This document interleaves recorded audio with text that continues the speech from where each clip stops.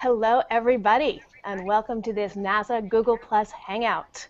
I'm Karen Fox at NASA Goddard Space Flight Center in Greenbelt, Maryland, and we're going to be talking to you today about what happened on March 29th. On March 29th, the sun erupted with an X-class solar flare. A solar flare is this burst of energy and light and X-rays that the sun sends out into space. And this particular flare was the most comprehensively observed flare of all time. We are going to be talking to you today about 5 of the observatories that saw it. We're really going to be focusing in on those 5, but actually there are even more than that saw it. So when everybody found out we had one of the best data sets of all time, the scientists got so excited. Everyone said we're going to be learning more about flares than we ever had before. But what's really exciting for us is that these observatories also took some great pictures. So we're going to be sharing those pictures with you. We are going to be talking about why this is exciting. And to start off, we're going to go to Lucia Kleint, who is going to be telling us the story about how this great data set was even coordinated to begin with. Thank you, Karen. So the whole story actually started last year when several collaborators and I wrote a proposal to the National Solar Observatory, and we asked them for observing time. So we were very fortunate to get 10 days at the Dunn Solar Telescope at Sacramento Peak in New Mexico. And then we wrote another proposal to NASA's IRIS satellite and NASA's and JAXA's Hinode satellites to ask them to join us for these flare observations. So once we arrived at the telescope, we spent every day tracking sunspots and waiting for flares to happen, and of course waiting for good weather. When one day we saw this active region which got bigger and bigger and had the typical magnetic field which favors flares. So we decided this is it. We told Hinode and IRIS to please point there the next day, and we did the same. So when we arrived in the morning, we pointed our telescope at this active region, and we got really lucky because X flares, the large flares, are quite rare. So in our display, suddenly the sun got brighter and brighter, and we just couldn't believe it. It didn't stop. So at some point, we started to worry about the cameras because we didn't want to have just white images. We were running around making sure everything went fine. And somebody at some point said, "Oh, it's an X flare." And we were so happy and excited. And after we calmed down a little bit, we went and checked and saw that every other observatory got it too. So this makes it the best flare in solar history. Great, thank you, Lucia. One of the things that was particularly exciting was that IRIS had saw the flare. So we're going to be talking to Adrian Daw, who's going to tell us a little bit about that mission.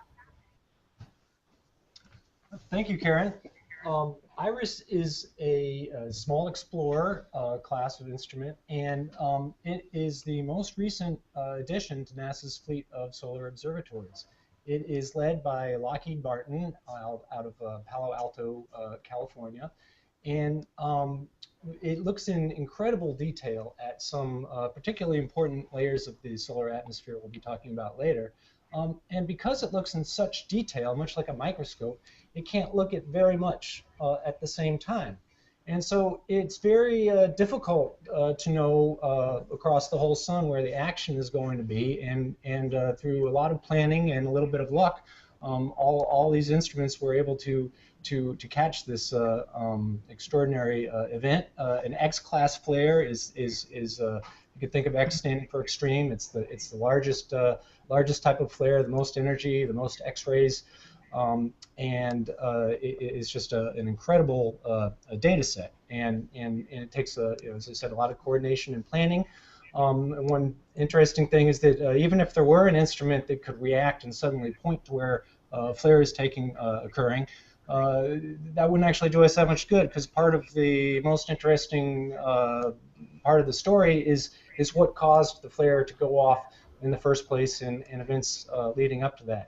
And so, you know, but in addition to that, in order to plan our satellites, we have to get our commands up from the ground, and so NASA Ames, that does our mission operations for IRIS, they have to send out commands at least a day in advance in order to catch these events. So it's just a lot of really exciting data from this that we'll be showing you in a little bit later on. So what's important is that this was, in fact, the first time IRIS has seen an X-class flare, and I'm pretty sure it's the second time it's seen a flare at all. Am I correct on that? Yeah, I'm pretty sure.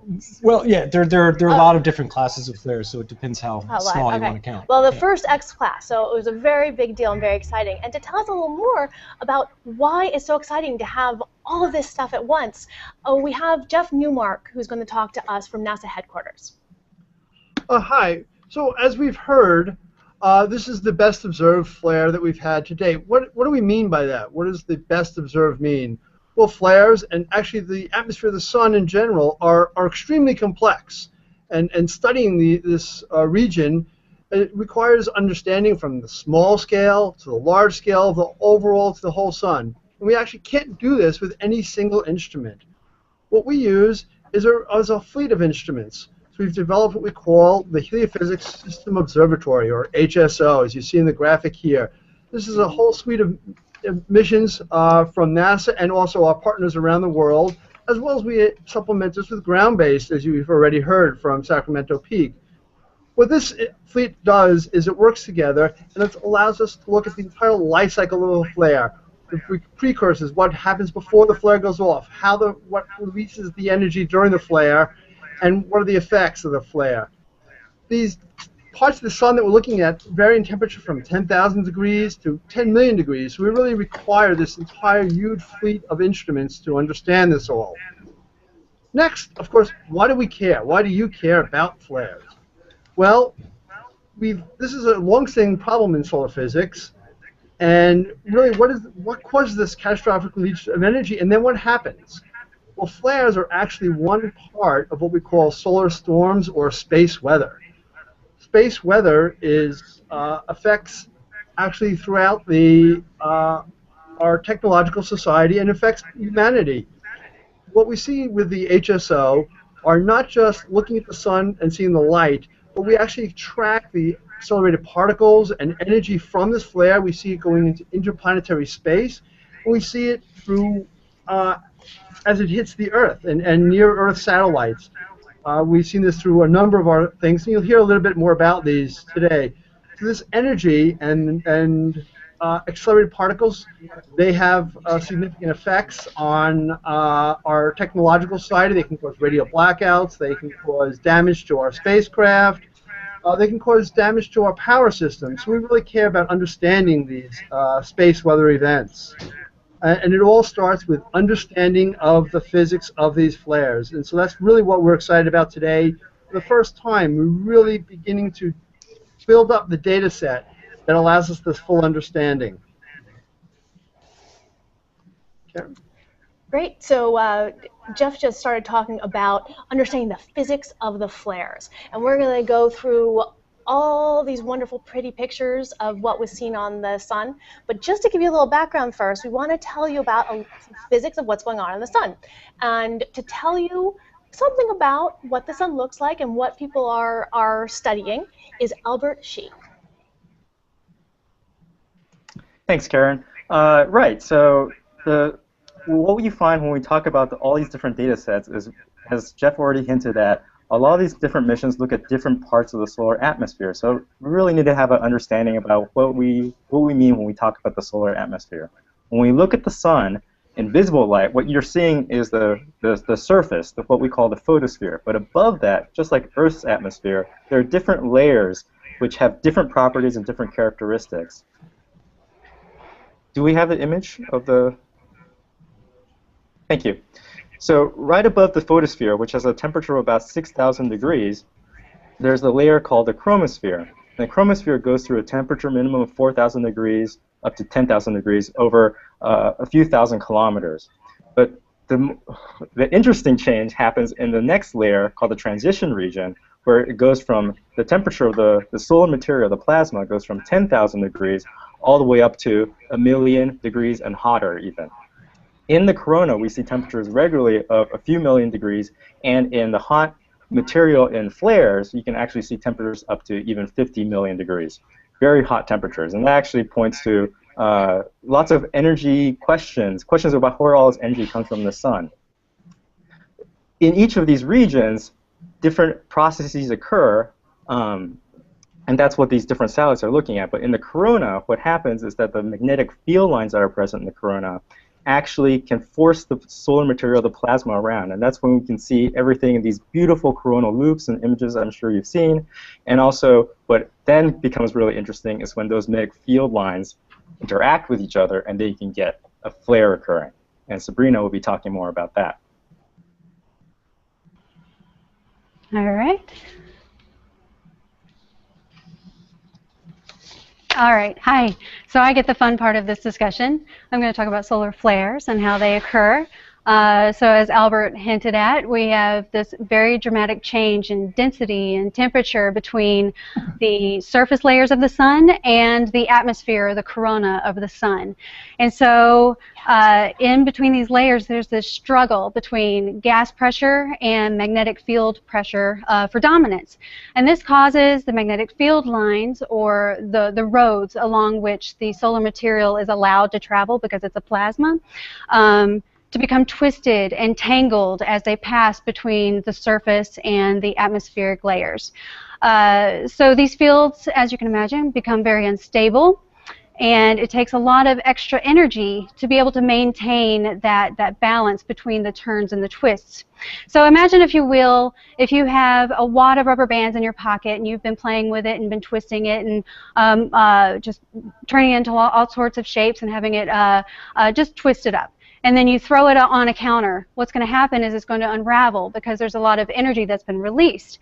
And this is very similar to what happens with the magnetic field lines. Your hand is very similar to the convection zone of the sun, where the magnetic fields have been twisted and shaped. And so when they come up into the atmosphere, they're allowed to release.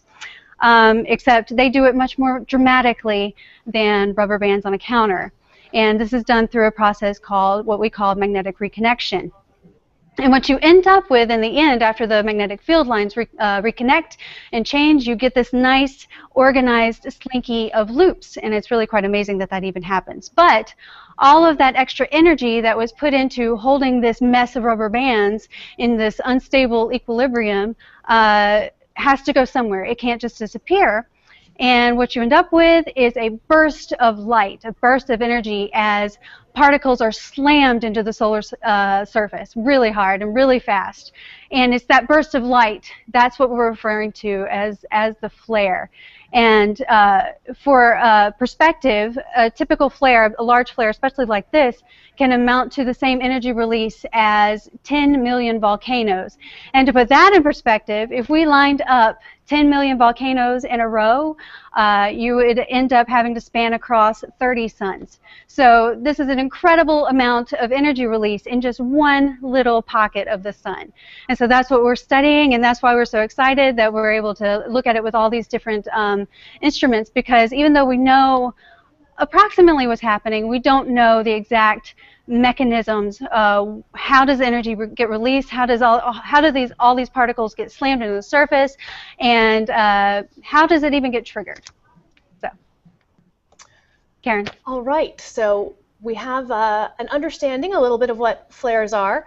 I like to go back to those rubber bands all twisted and turned up. One of the things that all of these observatories are trying to untangle is what's going on in those rubber bands, what's setting it off. And we're going to now go through all of these missions that we're going to talk about today and say what little parts that they saw of this twist of rubber bands.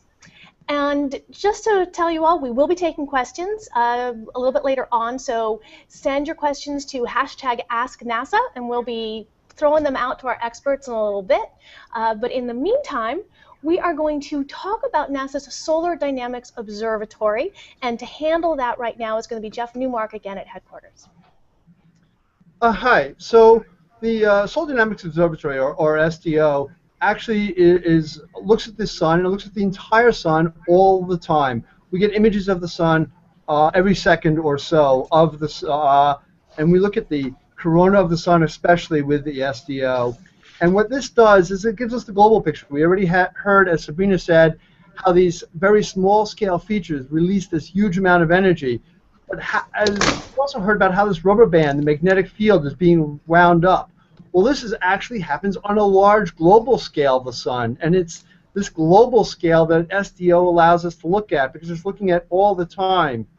And can you, while we're looking at this, if you can roll the movie, the SDO 193 movie for me, what you'll see here is exactly as you see the entire sun as it's evolving, and you'll see active regions, the bright areas are active regions. These are areas where the magnetic field, or this rubber band analogy that we've been talking about, is wound up very tight and it's producing a high energy state. And it's in these areas where we can get some of these large flares. And so this sees us before the flare happens, we're watching the sun. During the flare, SDO allows us to watch the response globally. And then after the flare, and there we go, we just see the flare occurring now. And then we can see afterwards what happens, what is the overall response to the entire sun to this huge event, even though it happens in the release of energies in a small area. And to give us some more details now about the small scale and how we focus in with our other telescopes that are like microscopes on the sun, I'd like to have pass it off to Lucia. Thank you. So the Dunn Solar Telescope is special because it's the only ground-based telescope in this set. And we actually have the highest resolution, but only of a tiny region. So we can only see the sunspot. That's why we have to choose carefully where we point at. We used several instruments to get our data. They're called EBIS, FIRS, G-band imaging. And the reason for that is that we just want to have different solar layers. So we have several cameras with several filters. And as Albert told us, we can watch the chromosphere and the photosphere nearly at the same time. So these images are, I think, the first very high resolution observations of an X flare. And we can see amazing tiny structures in that flare, which will help us understand how the flare really evolves. We also have something which is called spectra. These are special measurements to get velocities, the temperature, and densities. And even more special are the polarization images, which show us the magnetic field. So flares only happen when the magnetic field changes. And for the first time, we might be able to get the magnetic field in a chromosphere to actually see these changes during the flare. And it's really great to have data from all the other observatories to get a three-dimensional view of all the different solar layers and also see the effects of the flare, while maybe we can also see the causes of the flares. And Sabrina can tell us more about what Hinode saw. All right, thank you. So Hinode was a mission. It was launched back in 2006, nearly 8 years ago, surprisingly. Still going strong as part of the Solar Terrestrial Probes program. It's actually a collaboration between many international and domestic partners, namely JAXA, the Japanese Aerospace Exploration Agency, and NASA, and also the University College London, European Space Agency, Lockheed Martin, Smithsonian Astrophysical Observatory, NRL, the list goes on and on, many academic institutions. And why this is important is because this is a really big collaboration. We have 3 instruments on board, not just one, and they all operate independently, which makes planning observations tricky, especially when we're coordinating with all these other observatories as well. But it also affords us a lot of opportunities because we have such a big collaboration and we are able to collaborate across the board. All of the instruments have very different science goals, so it does make the plans complicated, but it does what we are able to do is see very different aspects of the sun with just one observatory. So I don't know if we're playing the calcium movie from SOT, but first I'm going to talk about the Solar Optical Telescope. We had several different images that the optical telescope took. For instance, we saw the chromospheric magnetic network with the calcium-2 images. And we were also able to look at the magnetic field with one of the filtrograms. And we're able to possibly see some of the surface evolution of the magnetic field, but stay tuned for that one. Then with ICE, which is the EUV imaging spectrometer, we're able to take 2D spectra of the sun looking at, there we go, there's at least the ice images. So we're able to look at the sun in different layers with spectra. And what that means is we're able to see what the plasma is doing, the solar material, what it's doing, where it's going, how much of it is, and at what temperature it is at different layers of the sun, looking at different line profiles. So that's really exciting that we were able to see this flare, the whole kernel, the whole evolution of the flare with this instrument. And then with XRT, there's also a movie with the X-ray telescope showing the fields evolving. There we go, the fields evolving through the corona. So this is really hot temperature plasma or solar material. We're looking at more or less 10 million degrees, and you can see how the fields evolve and move upward through the atmosphere as the flare evolves.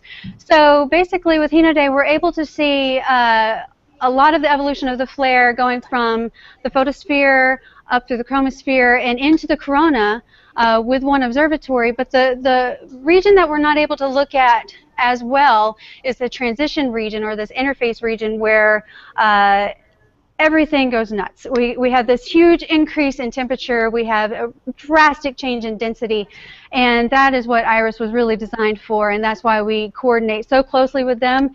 And it's always exciting when we're able to get all of the instruments to even look at one flare altogether, but to have IRIS and all of these observatories to be able to look at an X-class flare, that's when we start having press releases. So with that, I'm going to turn it over to Karen to move on to IRIS observations. All right, we heard a little bit about IRIS already, and that this was the first X-class flare it's ever seen. But Adrian is going to tell us a little more. One of the things that I think is particularly interesting about IRIS is that the area of the sun it's looking at is so dense that even figuring out what's going on in it requires this incredible amount of computational power. I mean, it just takes computer hours like you would not believe. And we have NASA Ames is helping with that, the University of Oslo is helping with that, and that is why it's been so difficult to see into this one region of the sun. It's not just because we have to have better and better telescopes, but it's so difficult to even untangle the information you get. So Iris is going to, not Iris, so Adrian is going to tell us a little more about IRIS and what it saw. Well, thank you, Karen. Well, I should probably start with what IRIS stands for. It's the Interface Region Imaging Spectrograph. And the interface region refers to the layers of the atmosphere that Albert was mentioning earlier, the chromosphere and the transition region. So that's really where, moving away from the surface of the sun, the temperature shoots up eventually to millions of degrees. And it's an imaging spectrograph, like the ICE instrument on Hinoday and like some of the ground-based instruments that Lucia was talking about. And as Karen was mentioning, it specifically targets this thick region of the atmosphere known as the chromosphere. Here we're seeing right now a movie of the set of observations, and we just saw the flare go off there at the very end. If we run that again, I can explain a little bit. These imaging instruments, imaging spectrometers, have a slit, which you can see in the right frame is actually an image from the IRIS instrument, and that dark line is called the slit, and the light that passes through that goes to the spectrograph and gets split up by wavelength. And so those would be the two images on the left. We're looking at two different, well, we're looking at emission lines from ions in the solar atmosphere that are formed at different temperatures. And we know the wavelength that those ions emit when they're at rest. When they're moving towards us or away from us, the wavelength gets shifted to the right or to the left. Actually, I got that backwards. In this case, a shift to the left would mean that it's moving towards us, and a shift to the right means that it's moving away from us. And IRIS targets some specifically chosen wavelength regions of the sun in the ultraviolet. The chromosphere does emit primarily in the ultraviolet and emits most of the ultraviolet radiation that impacts the Earth and the near-Earth space environment. The flare frame, the pictures that we're looking at right now, whereas in the previous set you saw how the image was scanning across the active region, Here we've just picked out one position and shown a few steps in time right when the flare occurs. And I wanted to, if we can play that through a couple times, I wanted to point out some of the excitement. One is that you see only in one frame there appears down at the bottom there a little blip that I circled, and that is an extremely fast moving piece of solar material at chromospheric temperatures. It's moving at about 1,000,000 miles an hour. And the only way we know that is because we caught it in the spectrograph and we're able to measure its wavelength shift. And then in a couple frames later, you see another area that I've circled that starts to get brighter, and that is some extremely hot material. While IRIS is actually targets the chromosphere and transition region, it can actually image the photosphere as well. It also sees this extremely hot, high-temperature plasma of around 10 million Kelvin, which you typically only see during flares. And so hopefully this shows some of the power of the spectroscopy. IRIS has incredibly high spectral resolution, which means it's really able to provide unprecedented detail in terms of the motions and flows that we are seeing. You know, Hinode is another instrument that has the extreme ultraviolet imaging spectrograph on that instrument.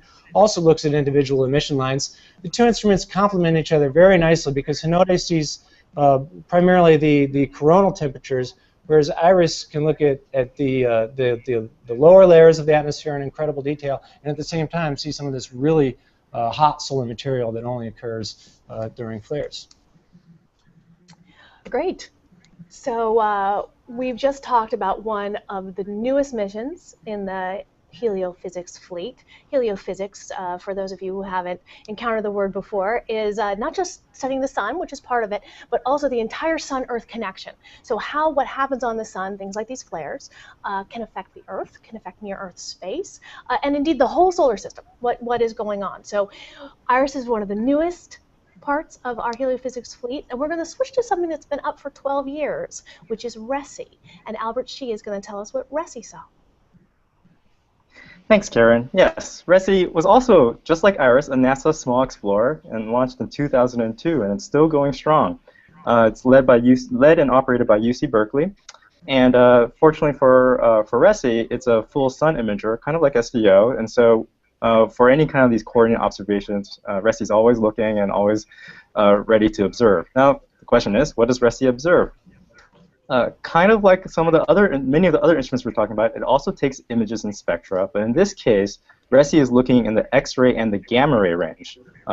More energetic X-rays than the XRT instrument on Hinode, and then gamma rays going up to many MeV of energy. And why do we want to look there?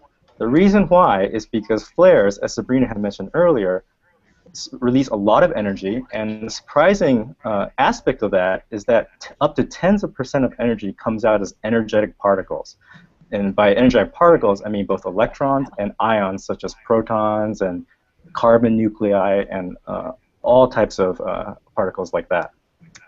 And so when those particles come down the magnetic field lines, they can interact with the atmosphere, and then we can see the signatures of those particles, and thus we can measure what's actually going on with this particle accelerator, the sun being the most powerful and efficient particle accelerator in the solar system.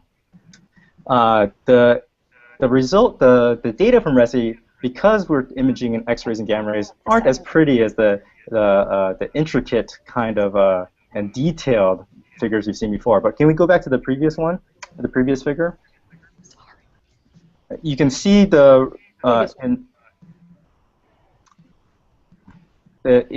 RESI data, you can put it into the context of the other kind of observations that we get for the same flare. And what we can see in the RESI data is that there are right there on this image, in the kind of magenta purple spots, that is where energetic electrons are impacting the chromosphere. And the cartoon that you should have in mind is that there's this magnetic loop that extends into the corona, but the electrons come down and hit at the chromosphere, and that's where the bottom of the loop is.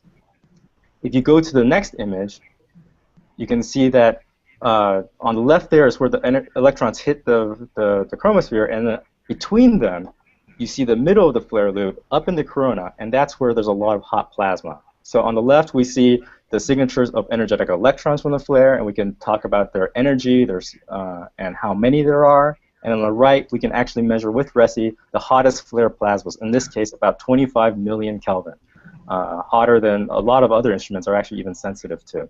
And that shows how much energy is being released, how much heating of the plasma is occurring during these flares. Great, thank you, Albert.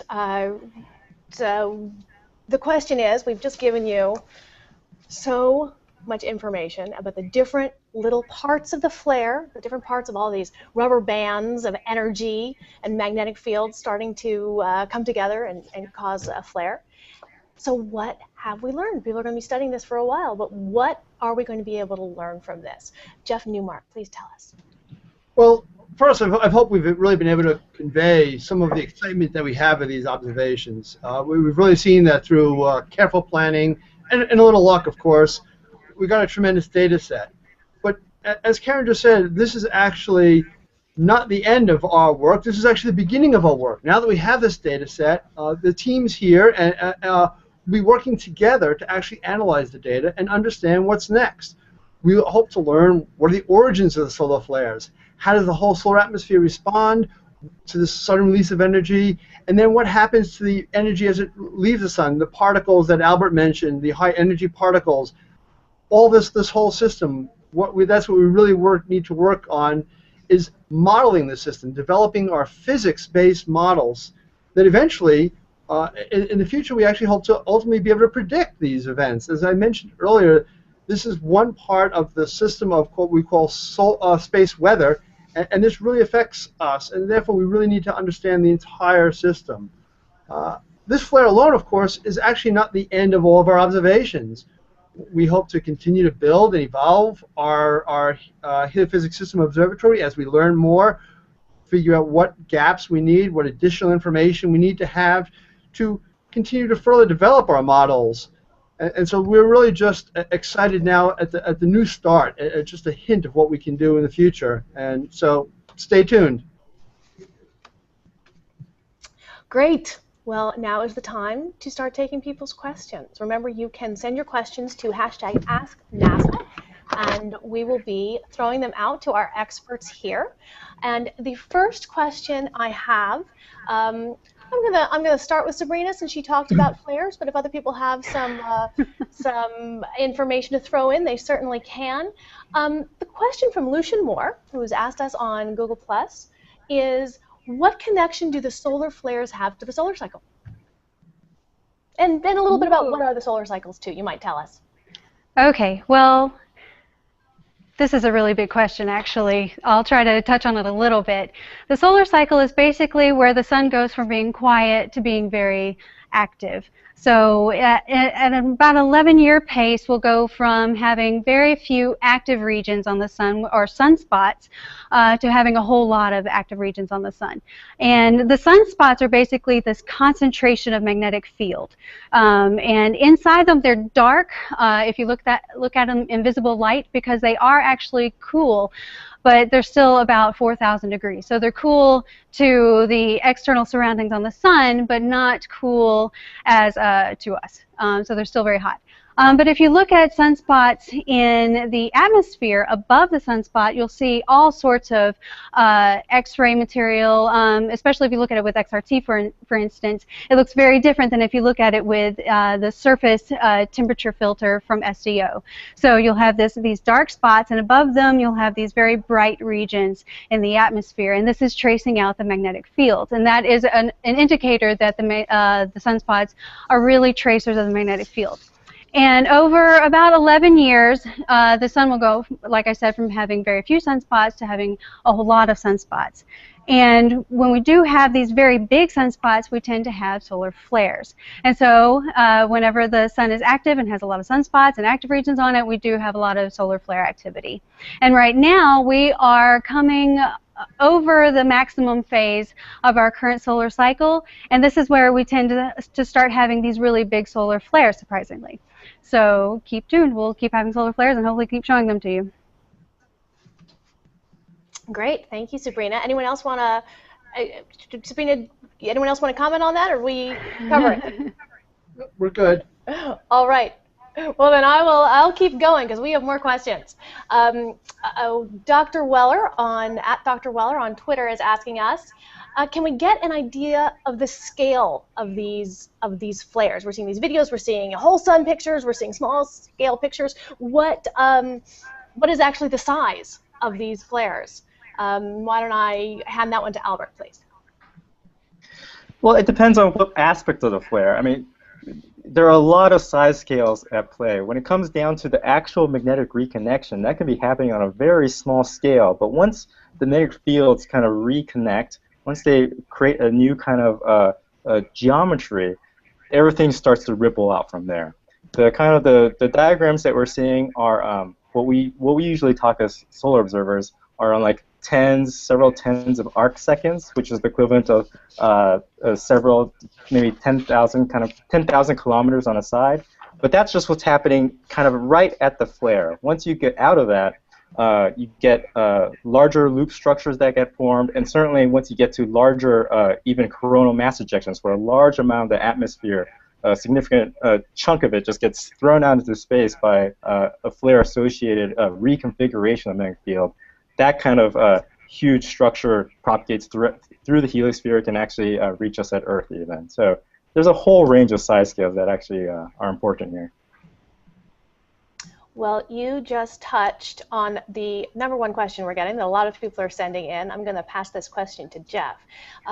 We've heard it from at Christina Valentine. It's also come in from Saran Raj, but people want to know what would happen if when a flare comes towards Earth. Is there anything we need to worry about? What kind of precautions are in place? So maybe, Jeff, you can answer that question because I'm sure there are a lot of people out there who are wondering that. Sure. So the flare itself is this release of energy near the surface of the sun. Related to that, as I had mentioned earlier, these space weather events and something as Albert just mentioned, the coronal mass ejections, or we call them solar storms for ease. And this is the bulk of material that's billions of tons of matter that's going millions of miles an hour, traveling out, filling up our solar system, in fact. And these regularly actually do hit the Earth. What this does for people on the ground, nothing. We're protected. We have a magnetic field, fortunately, that surrounds the Earth, and we have their atmosphere that surrounds the Earth. And this protects us here on the ground. However, the space weather, these solar storms, do have an effect above our atmosphere. These have an effect on our spacecraft in space, our astronauts who go into space as they leave the protective area of the Earth, as well as our communications on the ground. This has effects in the upper ionosphere, which is where our communication satellites, their radio waves travel through.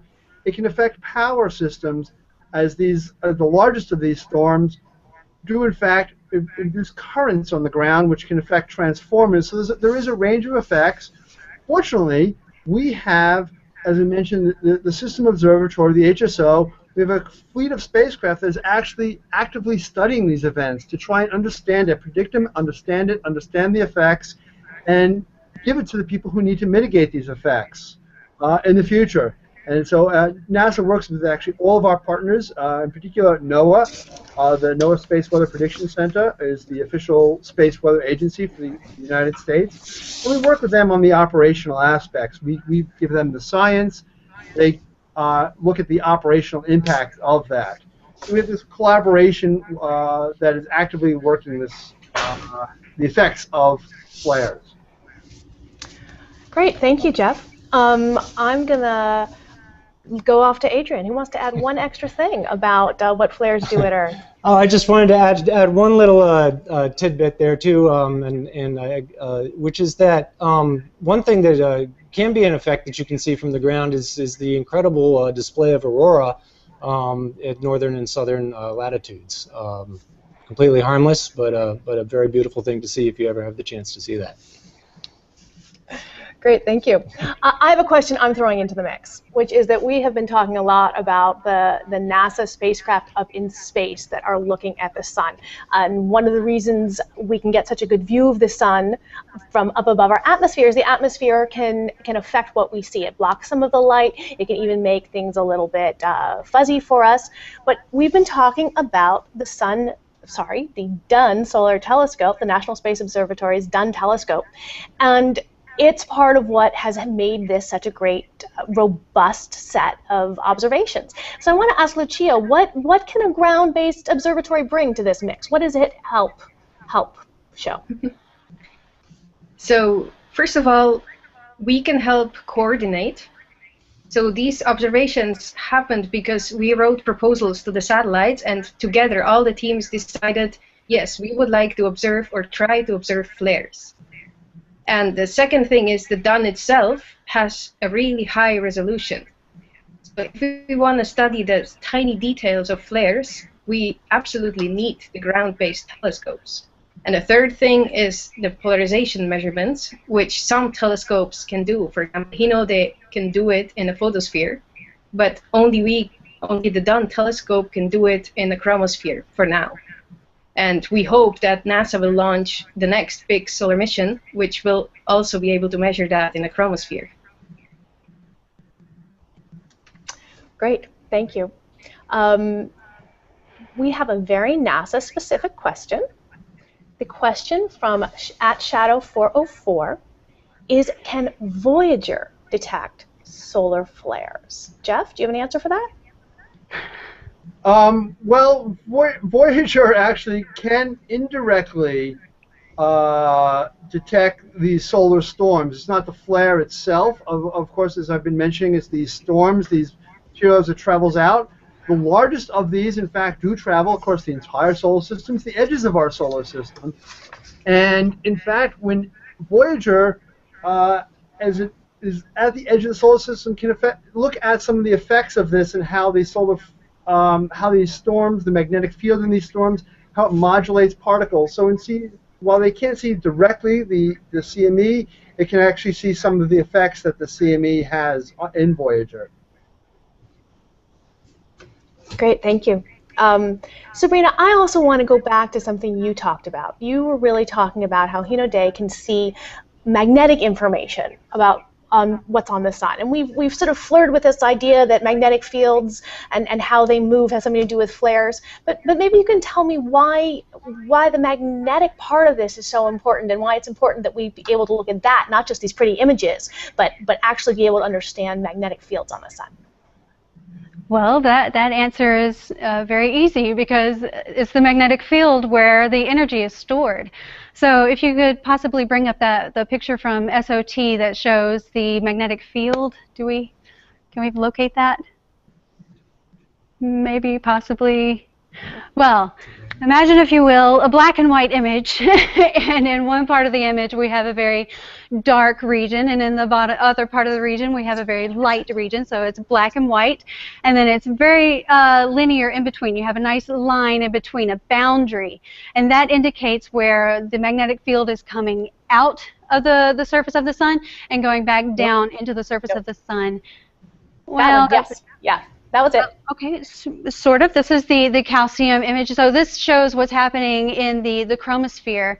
There's also an image of just the magnetic field. I know you have it somewhere in there. But that's good. That shows the sunspot, at least. So if you're able to see the movie, that shows how the field is evolving above the solar surface, and those dark regions are actually the sunspots.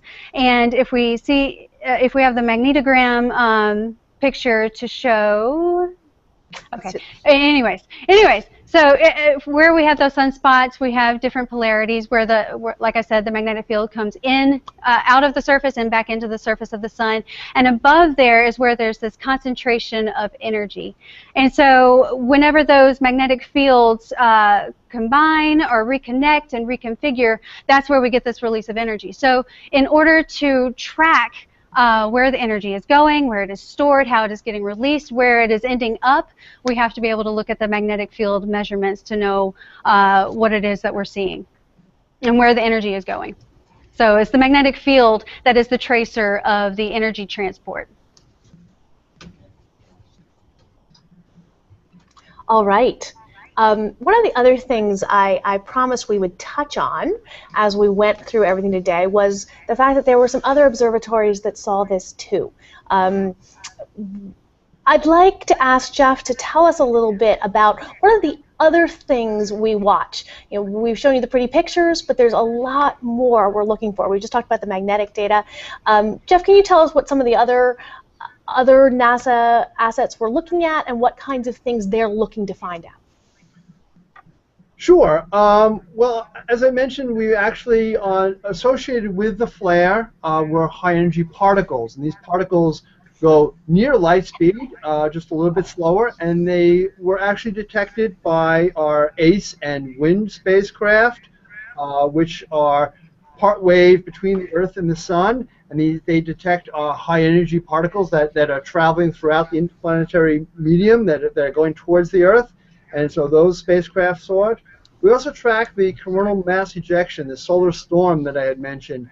We actually, our stereo and SOHO spacecraft actually can see storms. They travel throughout the entire space between the Sun and the Earth. They actually follow the material. They actually look at it going from over a number of days, in fact, as the slower storm actually travels from the Sun and goes over to the Earth. So we look at those spacecraft.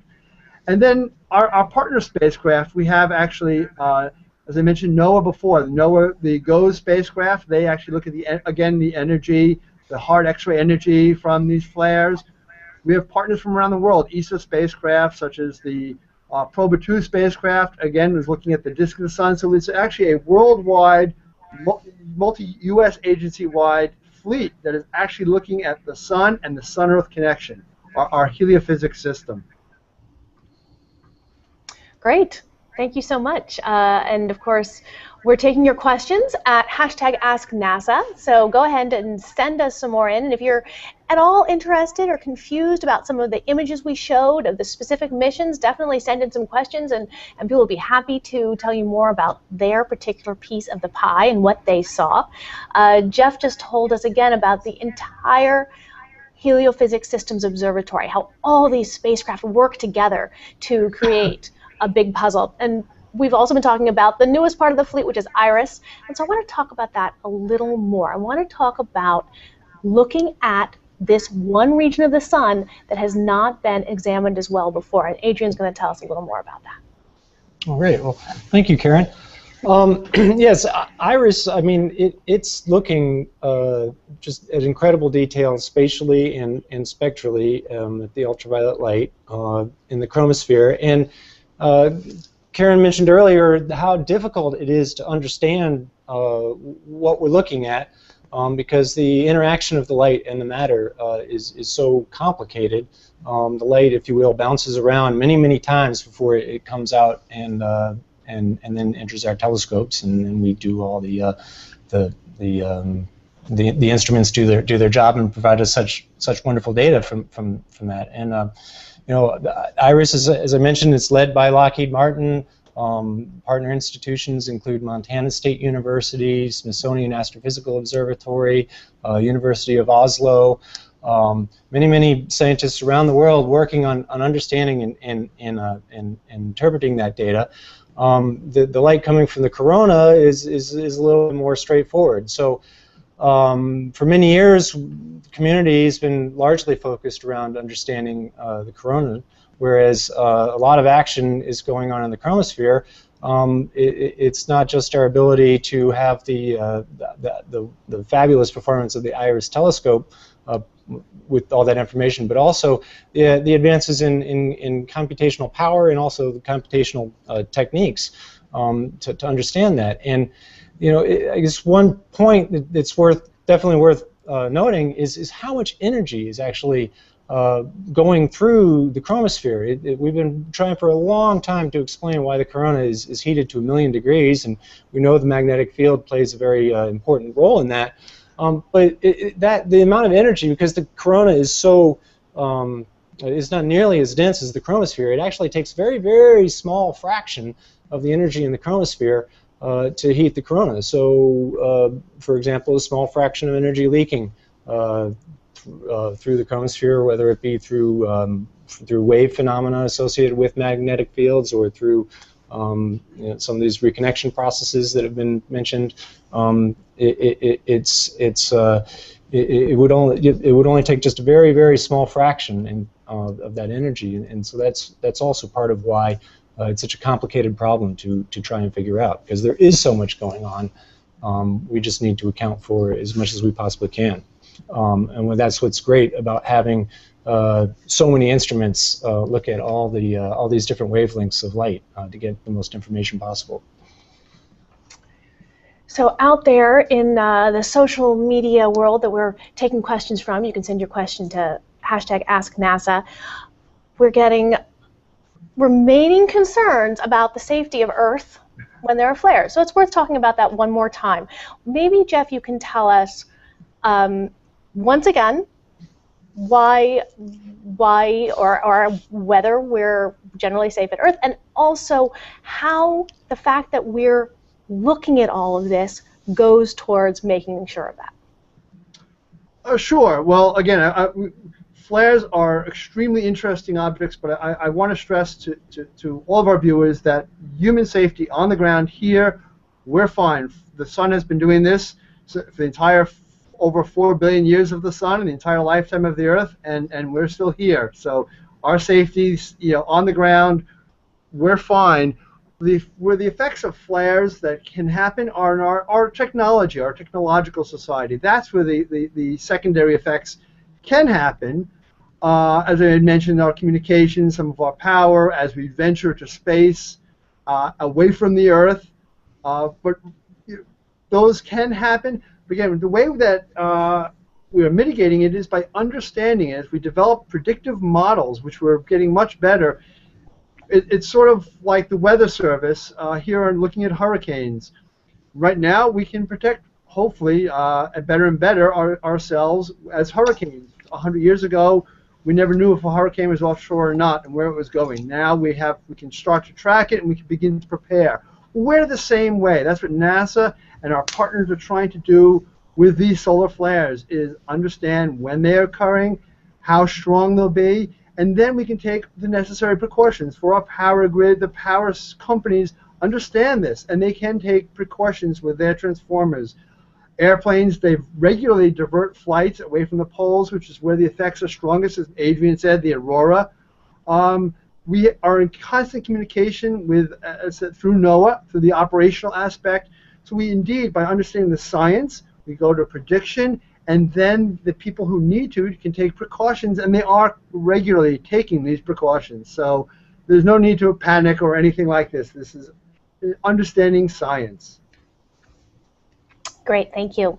And then a more simple question, which is simply, if I can find it, which is simply, what will be the size of the sun at its peak activity? This was asked by @Yusuf Muhammad, and I'm going to throw that one to Sabrina, please, since she talked about the solar activity already.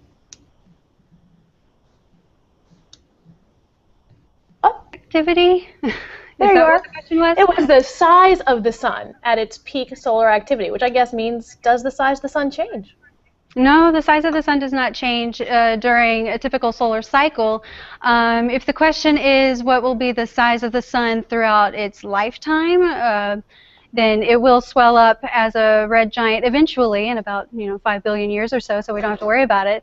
But it will eventually extend out towards the orbit of the Earth. But that is not something that we're talking about here. When we're talking about the activity of the sun with regards to solar flares, the size of the sun does not change. Over the solar cycle, the heliosphere size does change. Out where Voyager is, the heliosphere will expand and contract by a little bit. But overall, the size of the sun doesn't change. All right. And now I'm going to throw out one because I don't know who can answer this question. We have a question from Angelic Mayhap, who is interested in something which is still a little science fiction-y for us, but I know people are actually working on solar sails, and they're being tested now. What would the effect of solar flares be on a solar sail? Anyone want to hazard a guess, or anybody know? Oh, come on, someone has to jump in, or I'm going to assign it to you. All right, well, I'll thanks, Jeff. So, again, the solar sails, as you mentioned, Karen, we've actually flown. Japan has had a mission, and we've had a mission to small missions for small sails for testing. And these have the flare itself, again, the light is really not going to have, they're very short-lived. It's really not going to have much of an effect on the solar sails itself. The solar storm as it comes by, again, I think that the relative change is probably not going to have much of an effect because it's very quick, and it's not going to, the actual change in pressure, even though these sails are very thin material, is probably not going to have much of an effect at all. Well, thank you. We have actually come to the end of our Hangout. I want to thank everyone for participating and everybody for watching. We are going to finish up with one nice movie of all of this imagery all together. Thank you so much for being here.